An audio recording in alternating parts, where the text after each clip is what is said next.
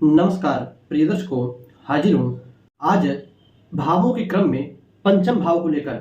दर्शकों, बीते दिन हम लोग लग्न, द्वितीय भाव, तृतीय, चतुर्थ और आज पंचम भाव के बारे में बात करेंगे। हम बात कर रहे हैं कि जातक की जन्म कुंडली में पंचमेश कुंडली के हर भावों में अलग अलग क्या फल देते हैं। दर्शकों, आपको पहले से मैं बता दूं, आपकी कुंडली में पंचम भाव में कोई भी ग्रह बैठा हो पंचमेश बनकर, आपकी कुंडली में पंचम भाव में कोई भी राशि बनी हो या लग्न किसी भी राशि का हो, उससे कोई मतलब नहीं। मैं आपको जो थोड़ी बहुत बातें बतलाने वाला हूँ, पंचम भाव के स्वामी, पांचवें का स्वामी कुंडली में इन भाव में बैठा है तो आपको वह फल जरूर मिलेगा, चाहे राशि कोई भी हो, चाहे ग्रह कोई भी हो। बशर्ते ग्रह यदि शुभ होगा तो उन परिणामों में, उन फलों में थोड़ी और मात्रा बढ़ जाएगी। यदि ग्रह पापक ग्रह होगा तो उनमें कमी आ जाएगी, या वो फल पूरे अच्छे फल दे रहे थे तो बुरे फल उसी प्रकार देने लगेंगे। जैसे पंचम भाव को भाई ज्ञान के भाव से जोड़ा जाता है, पंचम भाव को बुद्धि के भाव से जोड़ा जाता है। अब क्या फल मिलता है, आइए इसे समझा जाए। सबसे पहले आप लग्न भाव को देखिए।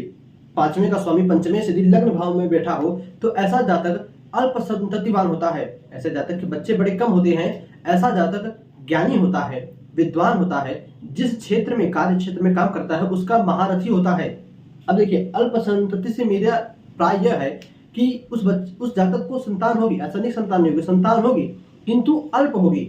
अब आज की संख्या में जो नारा चला है, हम दो हमारे दो या एक, तो इस स्थिति में यह कहना है कि अल्प संतति होगी, बेकार बातें हैं। यह सूत्र हमारे ऋषि मुनियों ने तब बनाया था जब प्रायः लोगों को 6 बच्चे, 7 बच्चे, 5 बच्चे तो कम से कम हो ही जाते थे। उस समय यदि उस जमाने में किसी को 1 या 2 लड़का लड़की हो जाए तो उस समय लोग कहते थे इसको बड़ी ही कम मात्रा में, यानी अल्प संततिवान यह है। तो उस जमाने में अल्प संततिवान का मतलब लोग समझते थे, किंतु आज के जमाने में इसका मतलब ही कोई नहीं है।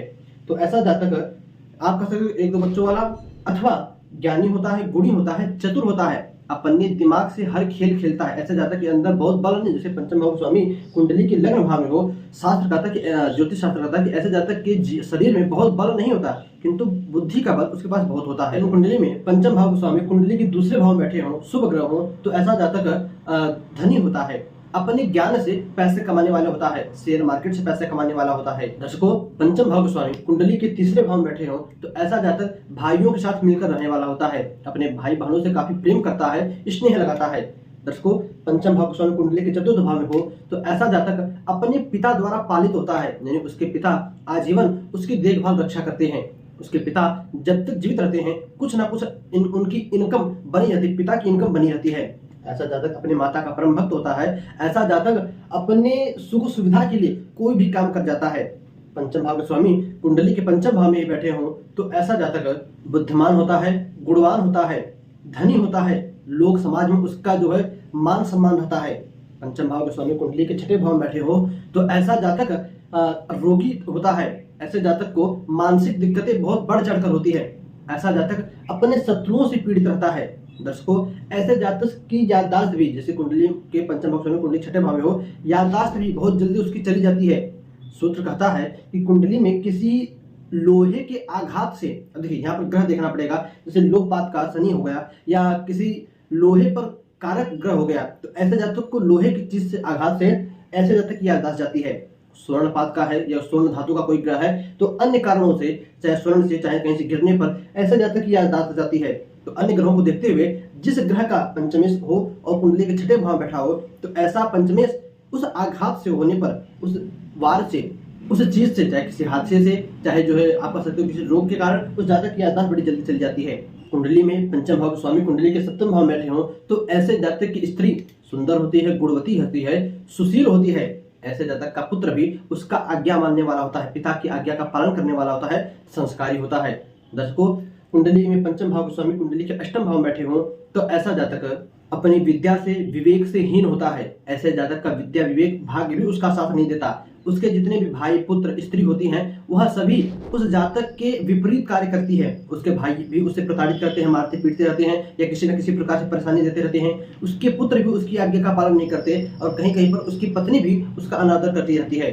कुंडली में पंचम भाव स्वामी कुंडली के नवम भाव में बैठे हो तो ऐसा जातक धार्मिक होता है, आस्थावान होता है, देवी देवताओं का पूजन करने वाला होता है, अपने पूर्व जन्म के, जी हाँ, अपने पूर्व जन्म के प्रारब्धों के कारण इस जीवन में सुख पाता है। ऐसा जातक विद्वान होता है, बुद्धिमान होता है, सज्जन और दयालु पुरुष होता है। बात करें 10वें भाव की, पंचमेश कुंडली के 10वें भाव में बैठे हों तो ऐसा जातक राजाओं द्वारा सम्मानित होता है। अपने गांव के प्रधान, विधायक, मुखिया या पुलिस दरोगा, जिससे भी आप कह लो, ऐसे लोगों का साथ, बड़े बड़े लोगों का साथ, नेताओं का साथ उस जातक को प्राप्त होता है।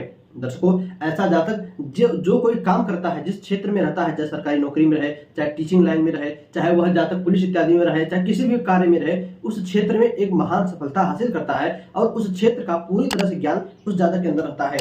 पंचमेश कुंडली के एकादश भाव में हो तो ऐसा जातक जिस चीज की पढ़ाई किए रहता है, मान लीजिए इंजीनियरिंग विभाग से पढ़ाई करे तो उसके जीवन में इंजीनियरिंग की नौकरी कभी नहीं लग सकती। ऐसा जब तक डॉक्टर की पढ़ाई करे तो भले ही प्राइवेट में कोई क्लिनिक खोलकर बैठ जाए, अन्यथा डॉक्टरी उसकी बहुत कम ही चलती है। जी हाँ, ऐसा जातक जिस चीज की पढ़ाई करता है और पंचमेश कुंडली के एकादश भाव में हो, उसके विपरीत वह काम करता है, कभी भी उस लाइन पर वह काम कर ही नहीं पाता। किंतु फिर भी ऐसा जातक सत्यवादी होता है, सूरवीर होता है, अपने सभी दुखों का हल उसके पास होता है और वह अपने जीवन में सुखी रहता है।